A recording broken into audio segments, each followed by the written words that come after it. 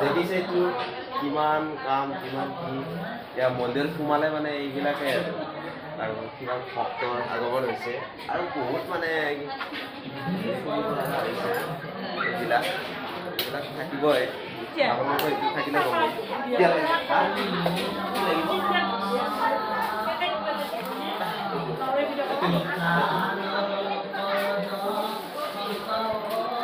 এয়া সুন্দৰ পৰিৱেশ এয়া দেখিছে আজি মই মন্দিৰত আছোঁ কাৰণ আমাৰ এইবাৰ তিনিদিনীয়া বাৰ্ণাঢ্য কাৰ্যসূচীৰে আমাৰ সভাখন অনুষ্ঠিত কৰিছে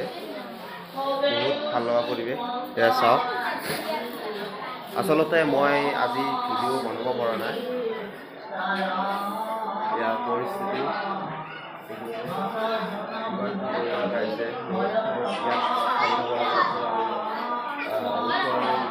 হ'ব লগা হৈছে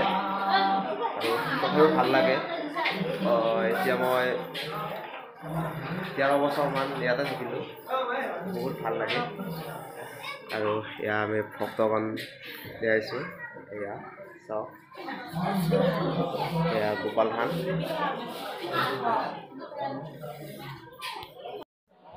আপোনালোকক প্ৰথম দিনৰ কাৰ্যসূচী দেখুৱালোঁ আৰু দ্বিতীয় দিনৰ কাৰ্যসূচী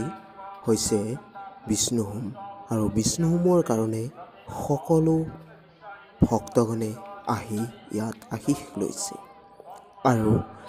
চিলাৰায় দিৱসত এয়া সকলোৱে আহিছে আৰু প্ৰত্যেক বছৰে চিলাৰায় দিৱসত বিশ্ব মহাবীৰ চিলাৰায় দিৱসৰ দিনা 515তম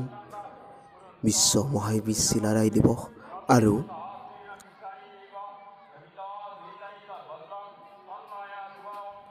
অঠাশীতম মাঘী সভা আপোনালোকক কি ধুনীয়াকৈ এয়া দৃশ্যসমূহ দেখুৱাই আছোঁ আৰু বহুত ভাল লগা পৰিৱেশ গঢ়ি উঠিছে আপোনালোকে নিশ্চয় দেখিছে এয়া আপোনালোকে চাই থাকক কি ধুনীয়া পৰিৱেশ আৰু বহুত ভক্তগণ আহিছে অকল কোচ ৰাজবংশীয়ে নহয় বহুতো জনজাতি ইয়াত সমন্বয় একতাৰে বান্ধ খাই আছে আপোনালোকক দেখুৱাই আছোঁ বহুত ভাল লগা পৰিৱেশ এয়া আপোনালোকে দেখিছে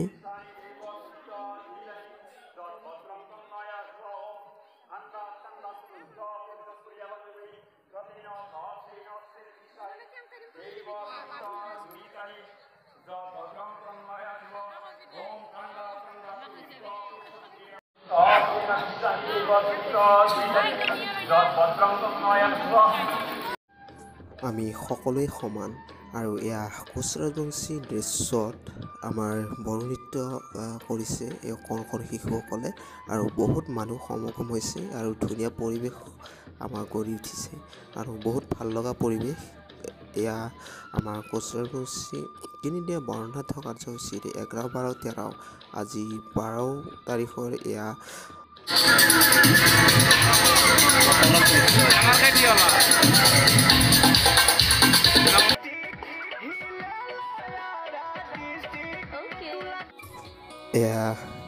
এয়া নাটকৰ দৃশ্য আৰু ভাল লগা পৰিৱেশ আৰু এই গানটো শুনিলে কিবা মনটো ভাল লাগি যায়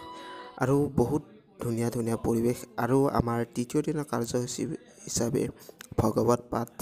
আমাৰ কৰিছে আৰু বহুত ভাল লগা পৰিৱেশ গঢ়ি উঠিছে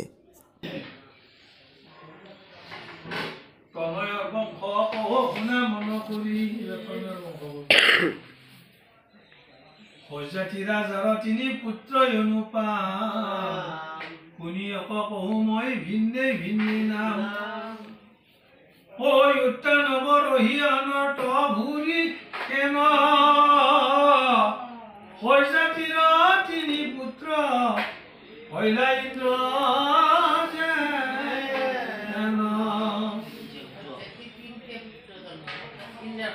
অনৰ্তৰ পুত্ৰ হৈলা নামতৰ তাহান মহিমা কোনে কহিবই শকত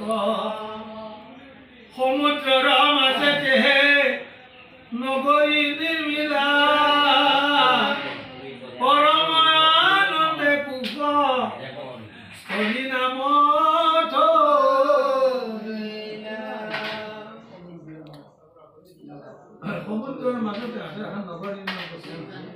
আৰু সেই নগৰখনৰ নাম হৈছিল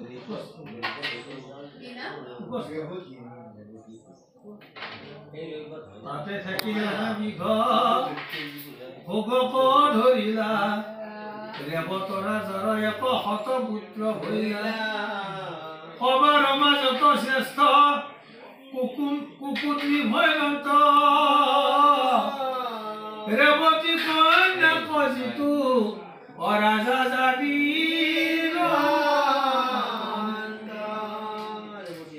ও কুকুম্বিয়ে ৰেৱতী